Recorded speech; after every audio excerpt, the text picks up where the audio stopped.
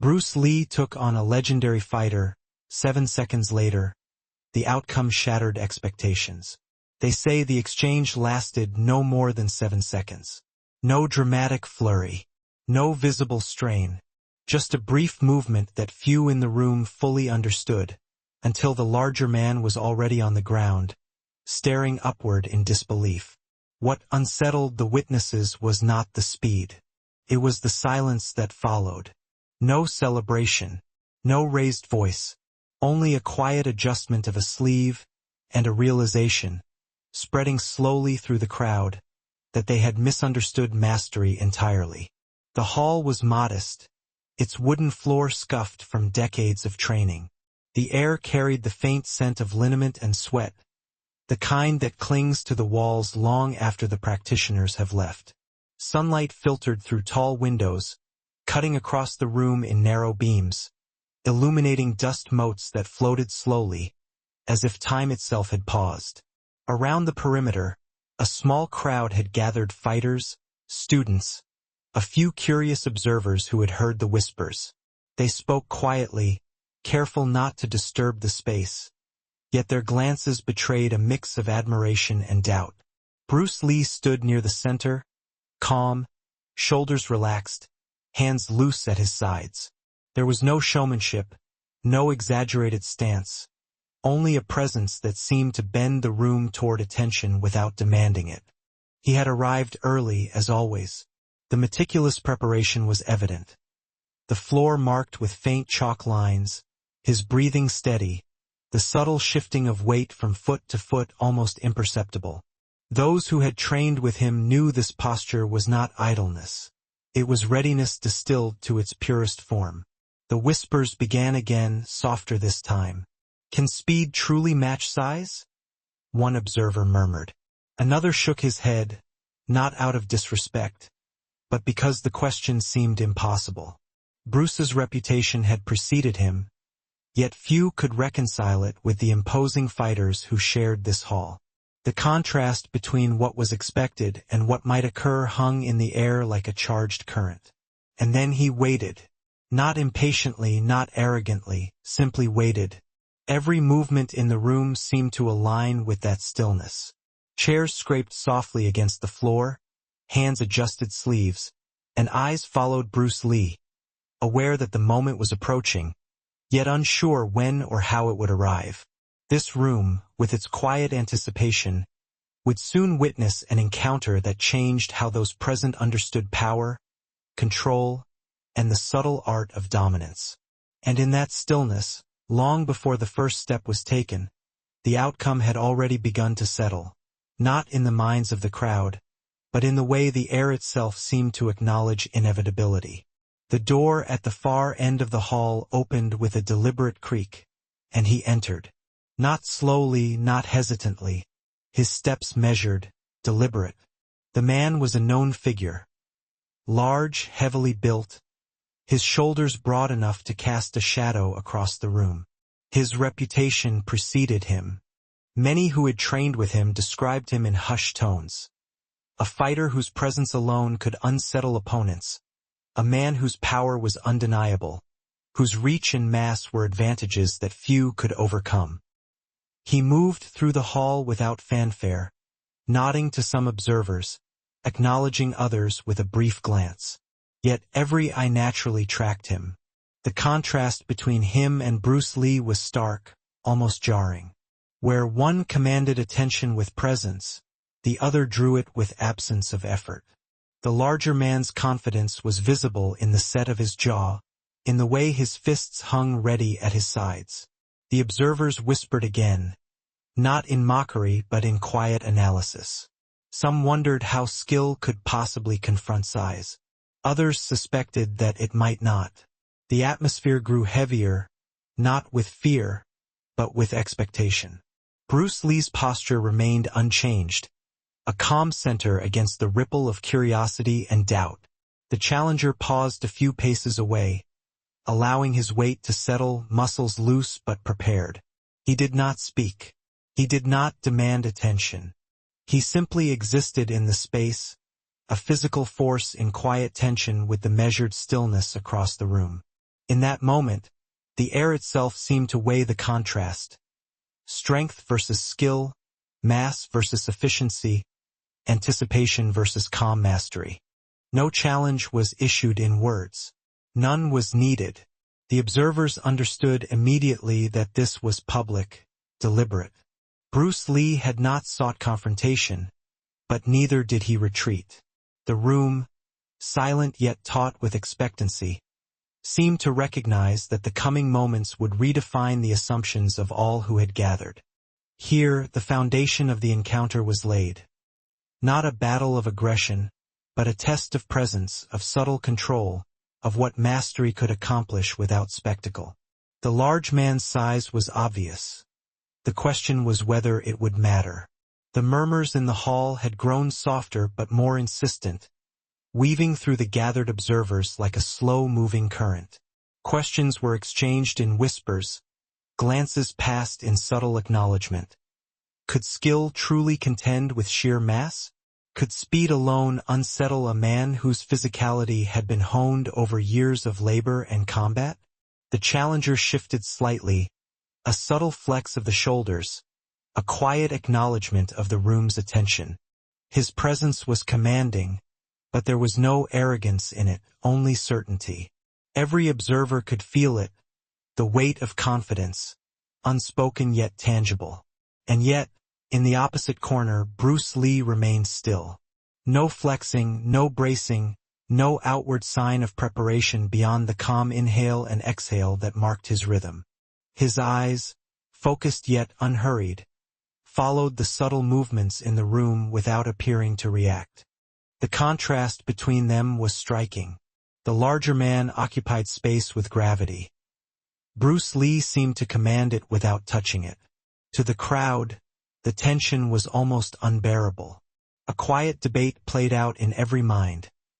Strength versus control, mass versus precision, the visible versus the unseen. Yet Bruce did not respond to the chatter. There was no defensive display, no taunting, no overt calculation. His stillness was not emptiness. It was readiness, patience distilled to its purest form. The challenger, too, was aware of the quiet that had settled around them. He did not move closer. He did not test. He merely existed, as if measuring the invisible balance of anticipation and restraint. The spectators sensed that the moment was being stretched, intentionally, like the taut string of a bow before release. Every subtle shift, every measured breath, spoke of preparation that was internal rather than performative. And then, without fanfare, the room seemed to acknowledge an unspoken agreement.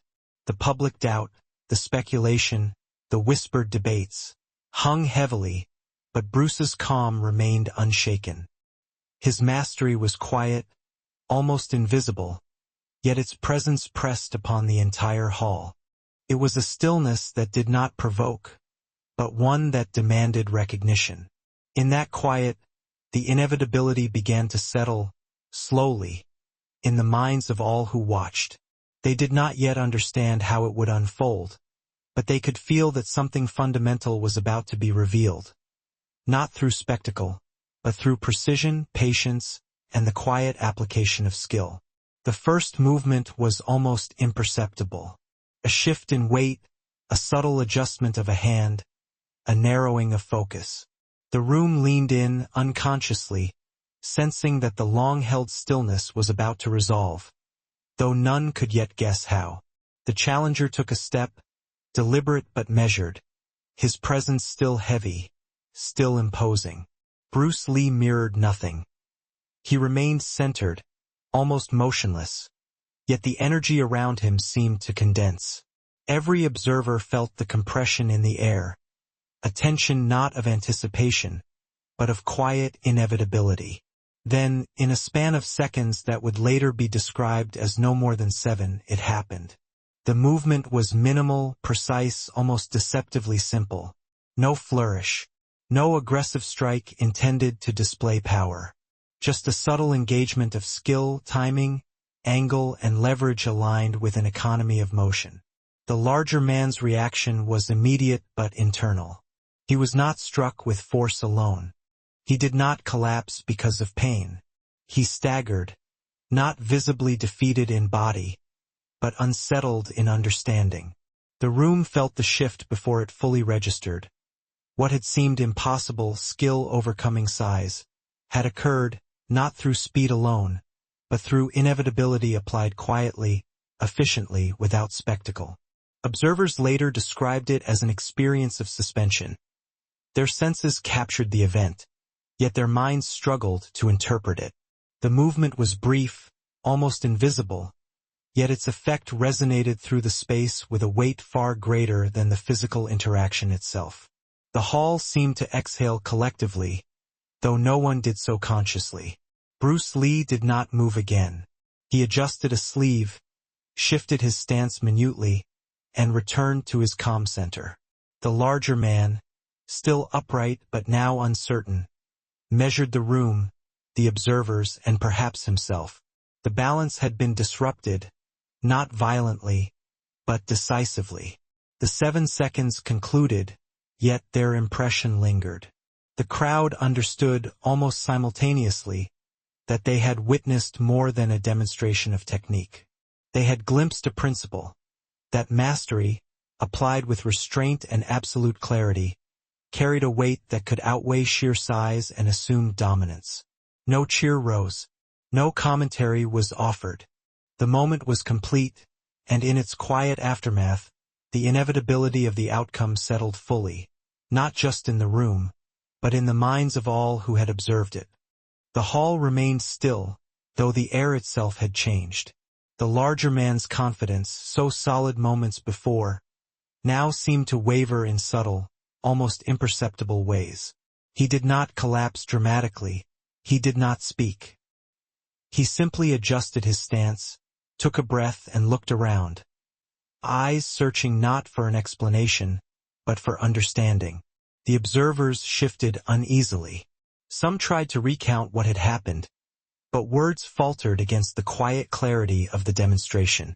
Every witness felt the weight of the lesson without it being spoken. Bruce Lee stood as he had before, composed, calm, unassuming, but the authority of his presence had deepened. It was no longer just about technique.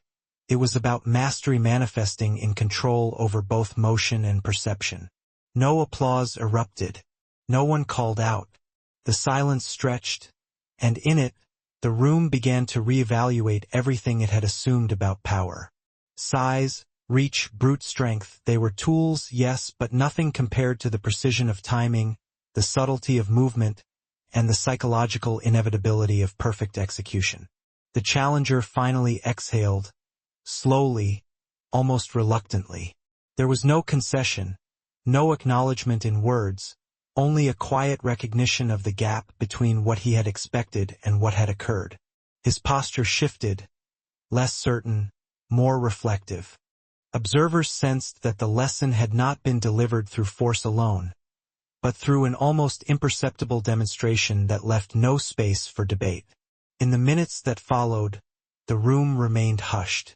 Conversations began tentatively, cautious not to break the weight of what had been witnessed. Some recounted details with careful attention to subtlety. How a hand moved, how a weight shifted, how balance and timing rendered size irrelevant in that instant. The event did not create spectacle. It created understanding. And that understanding was not immediate for all, but it was inevitable. Those present would carry the memory of the silence, the briefness of the engagement, and the quiet authority of mastery far longer than they would remember any shout, any flourish, or any conventional victory. Bruce Lee made no gesture of triumph. There was no demonstration beyond what had occurred in those 7 seconds. And yet, in the stillness that followed, the lesson had embedded itself permanently into the consciousness of every observer.